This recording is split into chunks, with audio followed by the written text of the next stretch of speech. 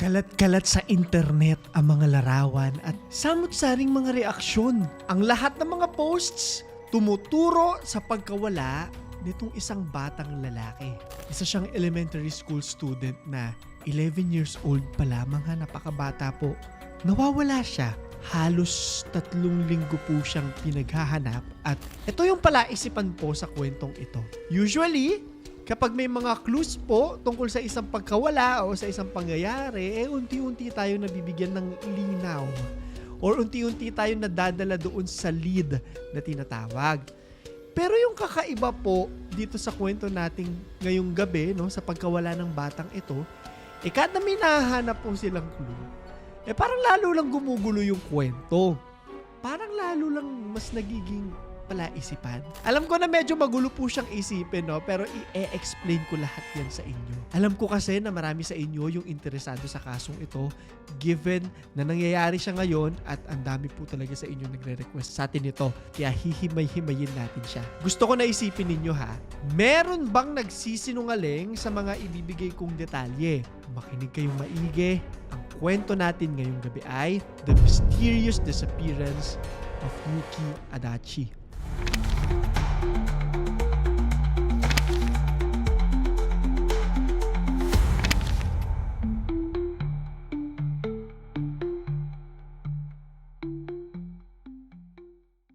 Ganito yung parang eksaktong eksena kung saan sinasabi na nawala raw ang batang si Yuki Adachi. At gusto ko na pakinggan nyo na maigi kasi merong mga clues na maaaring nasa harapan na pala natin.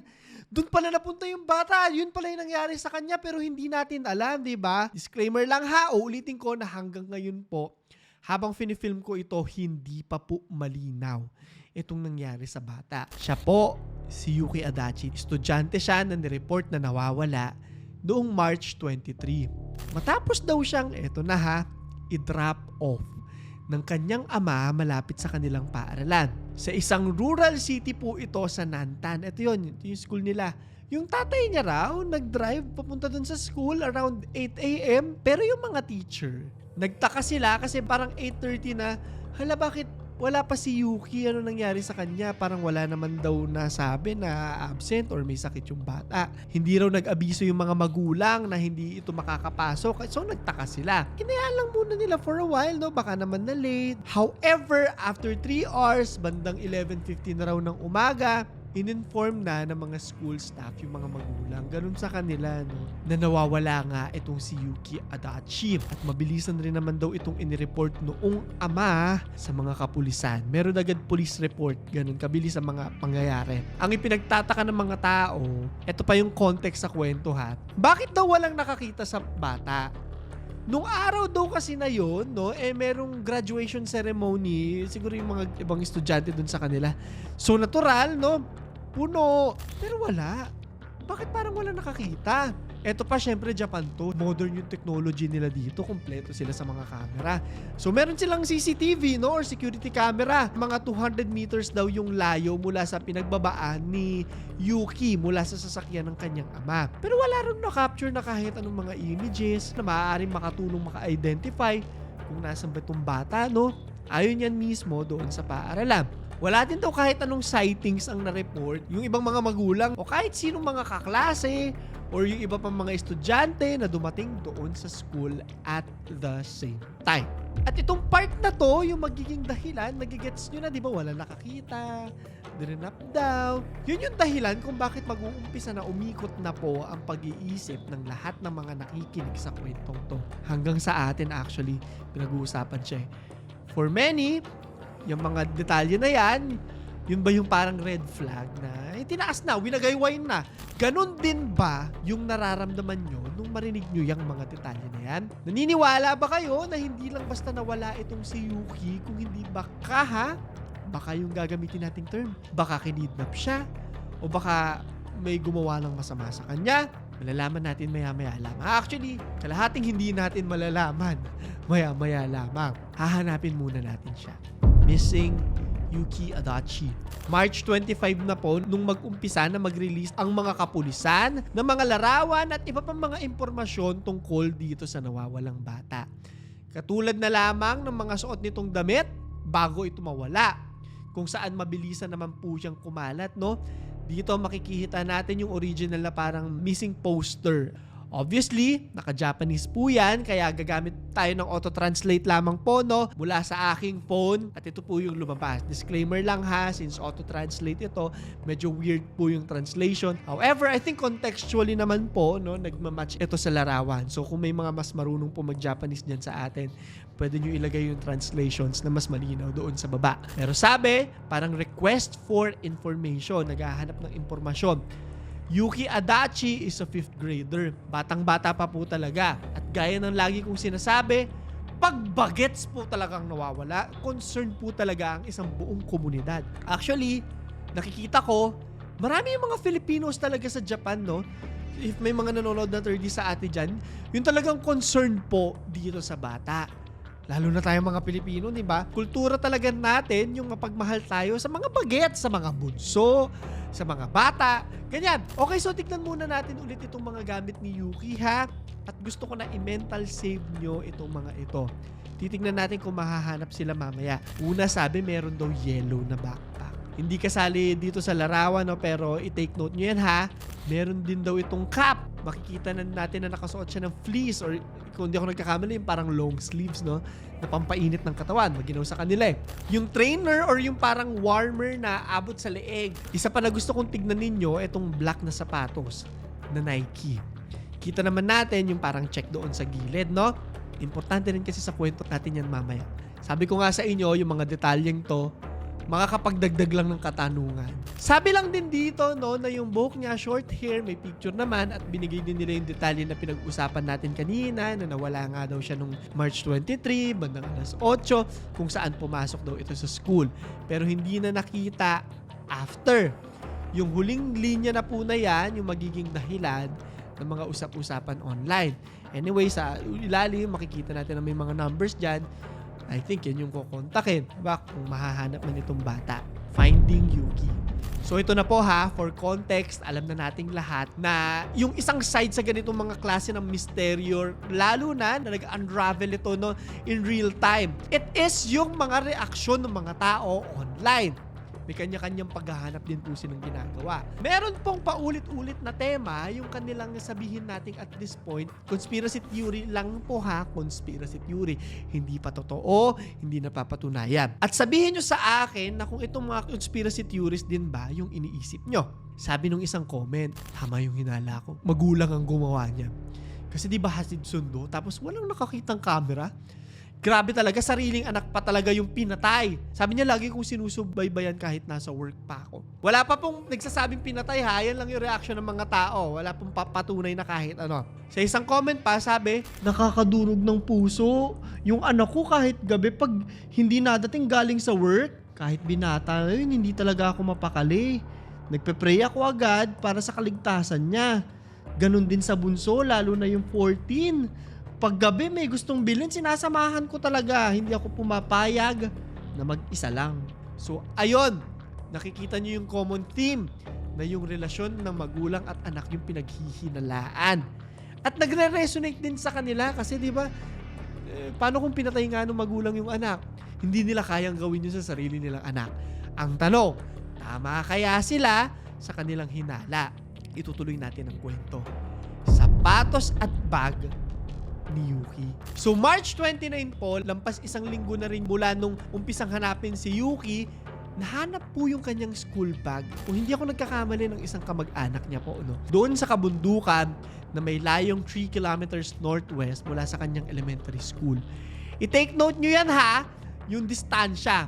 Kung saan nagpo-focus na rin po yung mga pulis dyan sa area na yan. Lead na kasi yan, di ba? Matagal-tagal na rin mula nang umpisahan ng paghahanap sa nawawalang bata. At puno na rin po kasi ng hirap at pagod yung mga kapulisan, yung mga members ng communities nila dyan sa paghahanap. Emotionally draining din kasi yan bukod sa physical, di ba? Ngayon eto na. Nahanap rin po yung sapatos niyang itim. Pero sabi ko nga sa inyo, yung mga clues parang dagdag katanungan. Kasi several kilometers away daw ito mula doon sa forest. So medyo weird kasi kalat-kalat po lahat. Meron pa mga visuals mula sa NHK na nagpapakita nung distansya, mga bagay-bagay na nakita. So medyo weird po, di ba? Ang sabi lang ng mga pulis na hindi nila pwedeng i-rule out na aksidente lang yan. Kasi ang lalayo ng mga gamit. Ano yun? Kunyari, na-disgrasya siya or kunyari, nasagasaan siya. Kunyari, natapilok siya. Tapos ilang kilometro na punta yung bag? Ilang kilometro na punta yung sapatos? At this point, naniniwala na rin ako na proof ito na meron ng kakaibang nangyari. At ang paghahanap po, nag-umpisang maging isang criminal investigation. Still no trace after 16 days. Dumating yung point na meron na pong bagong school term. Kasi graduation nga yung last na pinag-usapan natin, no? So pumasok na ulit yung mga bata, pero ibang-iba na raw yung vibe kung makikita mo. Kasi this time, talagang ang dami na raw ng mga pulis at iba pang mga otoridad na nagmo-monitor mula doon sa school gate nila at kung saan-saan pa ng mga intersections daw kalapit ng kanilang paaralan. Yung mga magulang din, nandun daw lahat. Talagang hinahatid sila hanggang sa makapasok sila doon sa kaloob-looban sa mga classroom nila. And at this point, tama lang naman na maging praning sila. Miski ikaw ang magulang, praning po talaga yung eksaktong salita na mararamdaman mo. Biruin mo, wala kahit sino sa inyo nakakaalam kung ano yung nangyayari, di ba? May killer nga ba na lagi ikot-ikot? May kidnapper ba, no? Binibenta nila yung mga lamang loob ng mga bata sa mga black market. Yan ay iisipin mo kasi wala kang alam eh. Maglalaro na talaga yung isip mo at ganun din yung nangyayari sa mga magulang na to. May isang magulang pa dito sa isang article na nabasa ko, sabi niya, alam niyo usually drop off talaga yung anak ko dun sa front gate. Tapos sinahayaan ko lang siyang pumasok mag-isa. Pero this time hanggang sa entrance po talaga, hanggang makapasok siya, sinasamahan ko, gusto ko na makasiguro na nasa loob siya bago ako umalis. Ganun na yung vibe. Panic mode na, uneasy na lahat, and at this point, wala pa rin po at hindi pa nahahanap si Yuki Adachi. Pero may nakita po akong comment, no? Actually, iniisip ko rin to. Sabi niya, it's almost impossible in a criminal investigation to find evidence without a suspect. So I'll be surprised if the police do not have or know a suspect already in this case. Pero most likely po, naiisip ko rin na kung sakali man, siguro ayaw lang din nila mag-cause ng panic or ayaw nilang pangunahan or baka ayaw nila maging defensive yung suspect at kung anong gawin, di ba? Kasi baka magkagulo lang yung investigasyon. Teorya ko lang po yan ha. Body found. Habang hinahanap si Yuki Adachi, meron silang natagpo ang katawan na maaaring galing daw sa isang bata, no? Maaari ha. Explain ko lang din sa inyo kasi hindi pa nila natutukoy kasi medyo matagal na rin daw na namatay. Doon ito nahanap sa mountain area kung saan hinahanap si Yuki, doon sa Nantab. Sabi ng mga pulis, yung katawan daw maliit, no? May suot na fleece, beige na pants at medyas, pero wala daw suot na sapatos. Kasi sa iba nahanap yung sapatos, di ba? Alam natin na medyo nagmamatch ito doon sa missing poster kanina. Habang naghahanap daw itong kanilang search team na merong 50 officers, nakita raw nila itong katawan na nakahiga, face up, 2 kilometro southwest mula sa elementary school. So kalat na naman, di ba? Hiwa-hiwalay na naman talaga lahat ng mga detalye. Ang masasabi lang nila, matagal na raw patay ang katawan at makikita naman yan or maaamoy, and at this point, may mga detalyeng hindi pa sila sure. Kaya kailangan pang i-test. Pwede kasing pagpalitin yung damit para salisihin yung mga pulis. Mga ganun mga bagay ba, no? So, kailangan talaga scientifically matched. So, kung nagigets nyo ako, i-visualize lang din po natin, no? 10 kilometers daw ang layo mula sa bahay ni na Yuki. Medyo maayos naman daw yung mga daanan at may mga mangilan-ngilan pang mga bahay doon sa kung saan siya nawala. So, hindi ito completely liblib. Pero sabi nila na wala daw mga street lights, wala kang makikita lalo na kapag gabi na. So itong mga pulis, sinet up na nila yung lugar for forensic work. Naghahanap na sila ng mga detalye. Lagpas 1,000 officers na raw yung dineploy nila simula nang mawala yung bata in search of him. Pero wala naman daw silang kahit anong significant clues, diba? Na alam mong may maitutulong. Hindi ko rin po alam kung ako lang, pero parang may something na dapat nating malaman lahat. Of course, I don't want us to jump into conclusions, pero minsan may mga hunch po kasi talaga tayo. Anyway, it is important to note na matapos yung autopsy, dagdag kasagutan na nagdadagdag na naman ng katanungan. Sabi nila, hindi po nila na i-release yung exact cause of death. Wala din naman daw kasi mga stab wound, wala daw external trauma. So dagdag pala isipan na naman. Pinatay ba o hindi? Bakit parang wala namang signs na pinatay? Di ba? So yung tanong ng mga tao is patay na ba siya nung 23 before or after siyang i-drop off, sabi ng tatay, o totoo bang drop off ito ng tatay? Yun na yung malaking katanungan. Police search. Eto na. Sasabihin ko na sa inyo, mabibitin po kayo sa kwento natin dahil hindi pa siya tapos. At hanggang ngayon, isa pa rin itong misteryo. Murder mystery ba siya? Walang makakapagsabi sa ngayon. Pero may takbo na ang kwento. Wednesday po, April 15. Ngayong araw po, habang finifilm po itong kwento, hinalughog na po ng mga kapulisan ang tahanan ng 11-year-old na si Yuki Adachi. So bakit? Sabi ng Kyoto Prefecture Police na isinigawa nila ito under the suspicion or hinala na abandonment of a body. Iniwan ng isang katawan or bangkay. Sabi lang nila na iniimbestigahan nila yung posibilidad na isa nga itong criminal case dahil na nga sa mga unexplained na circumstances ng kwentong ito. Kagaya na lang ng nahanap na yung bag at sapatos sa magkakaibang lugar. Around 7:50 ng umaga na maraming mga police vehicles ang biglang pumunta dito sa bahay ng mga Adachi family sa Sonopecho District sa Nantan, Kyoto Prefecture. Ginawa nila yung usual na nagkaroon ng mga yellow lines. Ayan, makikita nyo sa picture, nakalagang keep out, police. Pinicturean din nila lahat ng parte ng mga bahay, loob, garden, at kung ano-ano pa rin ng mga structures dito. Nakita ko, anong talaga yung location po ng pagkamatay ni Yuki. Hindi talaga nila alam kung saan namatay. Tapos inilipat lang daw kung saan siya nahanap. Parang ganon, di ba? Reaction. Kagaya na sabi ko, hindi tayo magja-jump into conclusions ha, pero for context, ito yung overall or yung general na hinala ng mga tao dahil sa balitang ito. Sabi dito, I'm wondering if the father was telling the truth that he dropped Yuki-san off to school that day. Naghihinala sila kung drinap off ba talaga eh. Because if he did, some people or kids or friends would have noticed or talked to him and probably have walked together towards school. Makikita yun eh. Tandaan yung graduation ng araw na yun, no? He wasn't even spotted on CCTV. He has no signs of bruising or broken bones, etc. according to the local autopsy. Or at least someone who cares daw. Yung location daw ng sapatos at bag, key points para sa mga pulis. Sabi niya, I am so terribly heartbroken for Yuki-san. You didn't deserve this. May your good soul rest in peace. I pray that the police find your killer or accomplice soon and face justice. Totoo yun. Feeling ko lang to, teorya ko lang, no? Feeling ko patayin na siya bago pa siya i-drop off. So parang tinapon siya doon. Kung bakit tinapon, hindi ko rin alam. Sa ngayon, wala na akong maidadagdag po sa kwentong ito bukod sa hintayin natin ang buong investigasyon. Medyo mailap din po kasi wala tayong makitang kahit anong detalye tungkol sa nanay or tatay ni Yuki Adachi. May mga problema ba sila sa bahay? Pinansyal? Mga ganon?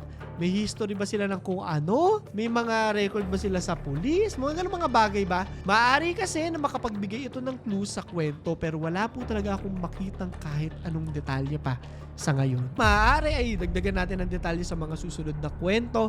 Kapag bata talaga ang usapan, may kurot po talaga sa puso natin. Especially tayo mga Pilipino. Talagang mapamilya po talaga tayo, no? At gusto natin yung laging may baby or bunso sa pamilya. Laging may bata. At kapag may mga kasong lumalabas ng katulad kay Yuki, hindi natin napipigilan na isipin at ilagay sa yung mga mahal natin sa pwesto nila. Yung mga baby or yung mga bunso natin sa buhay natin. Kaya nakakalungkot isipin na merong chance na itinapon na lang ito o pinatay. Isang bagay na wala kahit sino sa atin ang iisiping gawin. Kaya para tapusin ang kwento, may isa akong katanungan sa inyo. Like, subscribe at notification bell kayo. Tag nyo lang din po ako sa aking Instagram sa mga nagre-request po ng kwentong to. Lalagay ko lang din yung nag-request ng kwento natin ngayon dito. Isa sa mga nagbigay, no? So message nyo lang ako. Binabasa ko naman po lahat yan. At itag nyo ako sa mga stories nyo para makita ko na nanonood kayo. Anyway, ito yung katanungan natin. Kung ang batang nawawala ay bata o bunso na mahal mo sa buhay, paano ka kaya magre-react? Magwawala ka ba? Hindi ka ba magpapahinga kakahanap? May mga ganitong instances na ba sa buhay nyo kung saan nag-alala kayo ng malala sa isang baby o bunso na mahal nyo sa buhay?